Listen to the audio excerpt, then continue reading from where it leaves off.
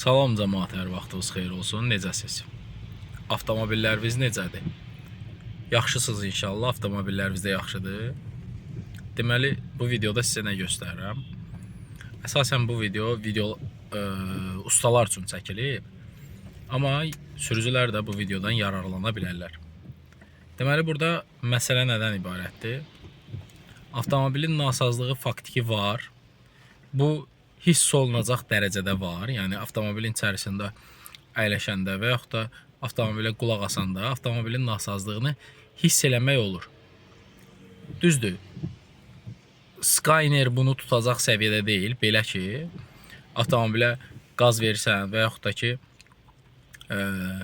yük verirsən, avtomobilin dövrləri filan hər şey düzəlir. Amma boş gedişdə avtomobil yaxşı işləmir.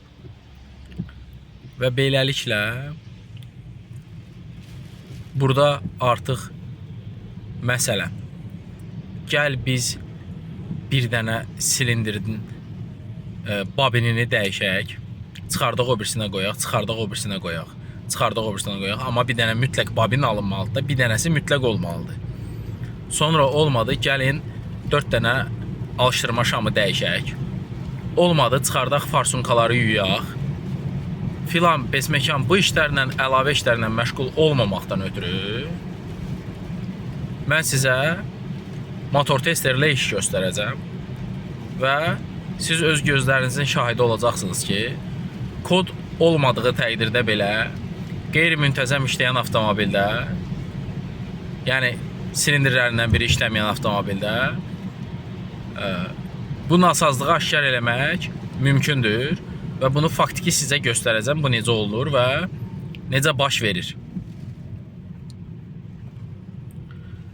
Xahiş edirəm, əgər video sizə yararlıdırsa, videonu bəyənin, paylaşın, kanala dəstək olun ki, kanal inkişaf eləsin. Belə ki, artıq kanalda aktivlik azalır. Niyə? Çünki mən videoları tez-tez paylaşmıram. Ona görə paylaşmıram ki, bu aralar işlərim çoxdur. Həddindən artıq çoxdur. Heç avtomobillərlə məşğul olmağa demək olar ki, vaxtım yoxdur. O dərəcədə.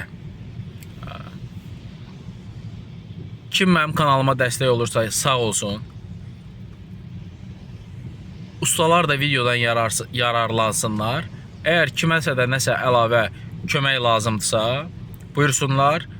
Kim məndən telefon nömrəsi istəyirsə, mən ona telefon nömrəmi atıram, göndərirəm və telefonda bir-birimizdən ünsiyyət qura bilərik.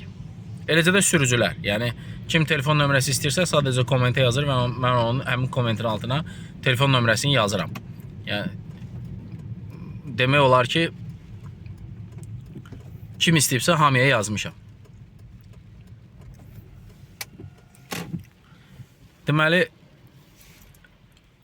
bir məsələni də nəzərinizə çatdırım ki, motor testerlə işləməkdən ötürü bir balaca motor testerlərin sortlarını və onların çıxartdığı siqnal növlərini nə dərəcədə həqiqətə uyğun olduğunu bilmək lazımdır. Siz görəcəksiniz ki, mən motor testerlə işləyəndə faktiki nasazlığı görürəm, amma o nasazlığın müxtəlif səbəblərini belə deyək də, digər səbəbdən qaynaqlandığını fikirləşirəm. Son ana qədər. Son anda artıq mübarizə bitəndən sonra mən əmin oluram ki, həqiqətən də mən fikirləşdiyimdir və yaxud da ki, mən fikirləşdiyim deyil. Baxın, qiymətləndirin, yolda qalmayın.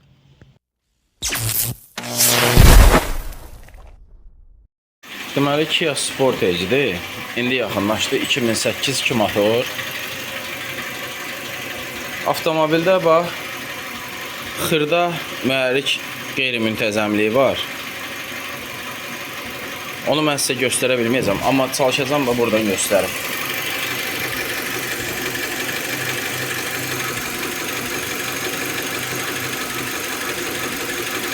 Səsi də eşidir.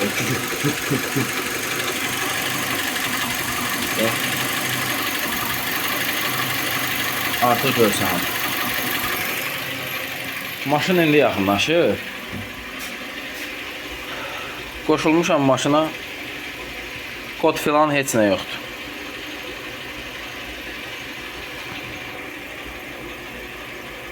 Kod filan heç nə yoxdur. Deməli,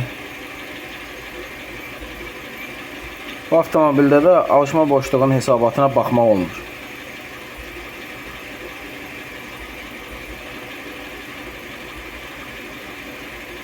Silindirlərin detonasiya hesabatı da mənə heç nə vermir.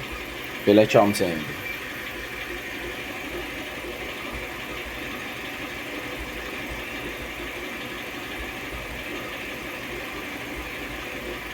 Farsunkalar da hamısı eyni impulsdadır.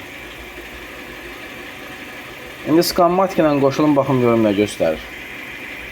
Hər variantı sınaqdan keçirdəcəyik. Deməli, skanmatikada qoşdum. Maşın heç bir silindirdən şikayət eləmir, heç bir problem yoxdur. Məcburiyyət qarşısına qalıb yenə də ağır artilleriya müraciət elədik. Məcburam da, yəni gün ərzində heç olmasa mən bir dəfə bu proseduru yerinə yetirməliyəm ki, avtomobil sahibi artıq heç nə almasın. Deməli, silindirlərin effektivliyi testi bizə göstərir ki, avtomobildə ikinci silindir işləmir.